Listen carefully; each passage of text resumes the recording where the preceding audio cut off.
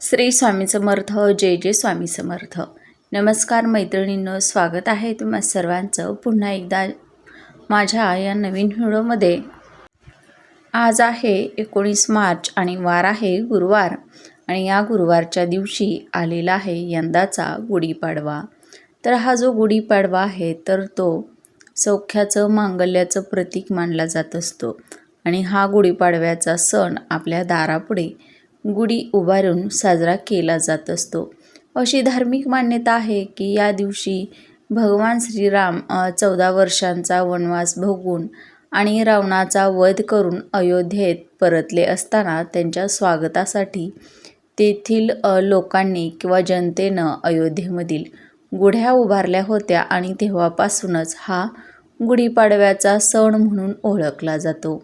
आणि बघा, ब्रह्मपुराणात सुद्धा असे आपल्याला संकेत पाहायला मिळतात की याच गुढीपाडव्याच्या दिवशी या संपूर्ण सृष्टीची जी निर्मिती आहे किंवा उत्पत्ती आहे तर ती ब्रह्मदेवांनी केली होती. आणि म्हणूनच हा दिवस 3.5 मुहूर्तांपैकी एक पूर्ण मुहूर्त म्हणून ओळखला जातो किंवा मानला जातो. आणि अशा या गुढीपाडव्याच्या दिवशी सोने किंवा चांदी खरेदी करणं अतिशय शुभ मानलं जात असतं. त्यासोबतच नवीन व्यवसायाची सुरुवात असेल, नवीन घर खरेदी करणं असेल किंवा नवीन वाहन खरेदी करणं असेल तर या गोष्टीसुद्धा या दिवशी केल्या जात असतात. कारण की त्याचं शुभ फळ जे आहे तर ते आपल्याला प्राप्त होत असतं.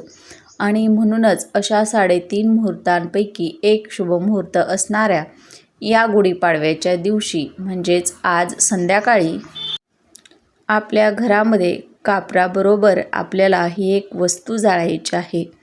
यामुळे घरातील वाद, भांडणे, त्यासोबतच घरातील इडापिडा असेल, वास्तुदोष असेल, पितृदोष असेल तर तो दूर होईल.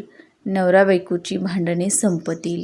घरातील 3 पिढ्यांचा पितृदोष, वास्तुदोष हा सुद्धा नष्ट होऊन घराची, मुलांची, आपल्या पतीची देखील भरभरून अशी प्रगती होईल. कारण की हा नवीन वर्षाचा पहिलाच दिवस आहे. आणि या शुभ दिवसानं नवीन वर्षाची सुरुवात जी आहे तर ती झालेली आहे. या दिवसापासून म्हणजेच बघा, चैत्र शुक्ल प्रतिपदेपासून नवीन मराठी वर्ष जे आहे तर ते सुरू होत असतं. आणि याच दिवसापासून चैत्र नवरात्रीला सुद्धा सुरुवात होत आहे. तर संध्याकाळी आपल्याला कापरासोबत कोणती वस्तू जाळायची आहे याविषयीची संपूर्ण माहिती आपण या व्हिडिओमध्ये पुढे पाहणार आहोत. त्यामुळे तुम्ही हा व्हिडिओ कुठेही स्किप करू नका, शेवटपर्यंत नक्की पहा. तर आपल्याला संध्याकाळी दिवे लावण्याची वेळी हा जो उपाय आहे तर तो करायचा आहे. हा उपाय करण्यासाठी बघा, आपल्याला 3 ते 4 अखंड लवंग ज्या फुलासहित असतील, 5 ते 7 कापराच्या वड्या, भीमसेनी कापराच्या वड्या, मूठभर तांदूळ, 4 ते 5 हिरव्या वेलच्या आणि 2 ते 3 तमालपत्र अशा वस्तू आपल्याला हा उपाय करण्यासाठी लागणार आहेत. तर आपल्याला हा उपाय करण्यासाठी देवघरासमोर बसायचं आहे. एखादी छोटी मातीची जी वाटी असते किंवा एखादी प्लेट जी आहे मोठी आकारानं तर ती घ्यायची आहे आपल्याला. किंवा कापूर जाळण्याचं जे भांडं असतं तर ते घ्यायचं आहे. त्या भांड्यामध्ये थोडेसे तांदूळ ठेवायचे आहेत. आणि त्या तांदळावरती बघा, आपल्याला या आपण घेतलेल्या 7 किंवा 5 ज्या भीमसेनी कापराच्या वड्या असतील तर त्या ठेवून द्यायच्या आहेत.